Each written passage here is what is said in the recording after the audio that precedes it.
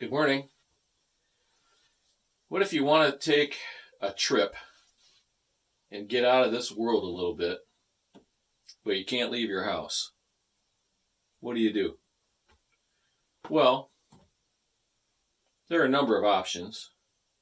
You can watch TV. That'll take you to another place.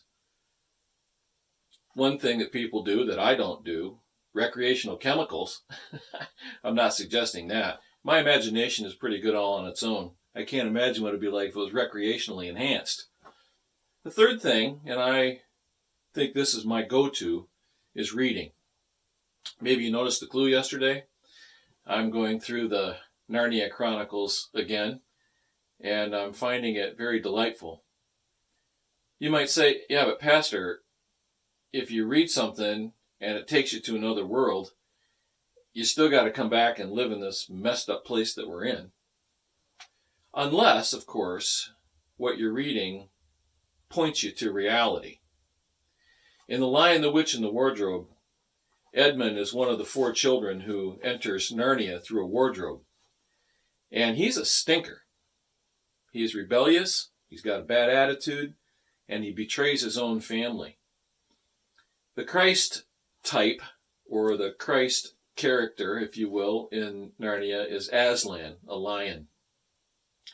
And Aslan is an impressive figure, majestic and kind and good, but not tame. And he restores Edmund and has a chat with him.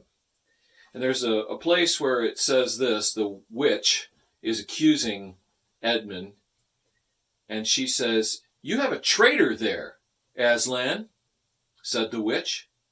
Of course, everyone present knew that she meant Edmund. But Edmund had got past thinking about himself after all he'd been through and after the talk that he'd had that morning with Aslan. He just went on looking at Aslan. It didn't seem to matter what the witch said. Oh, wow. You know, that reminds me of a great passage in the Word of God in Hebrews chapter 12. It reminds us to keep our eyes fixed on Jesus. There's a lot of stuff circulating. I think the enemy is sowing a lot of seeds of discouragement and despair. But remember what Edmund said? Or remember what it says of him? When he was looking at Aslan, nothing else seemed to matter. Now listen to these words from Hebrews. Therefore, since we are surrounded by so great a cloud of witnesses, let us also lay aside every weight and the sin which clings so closely, and let us run with endurance the race that is set before us, looking to Jesus, the founder and perfecter of our faith, who for the joy that was set before him endured the cross, despising the shame, and is seated at the right hand of the throne of God. Wow.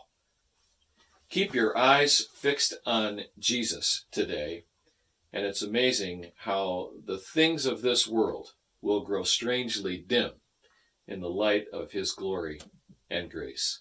God bless you. I'll see you tomorrow.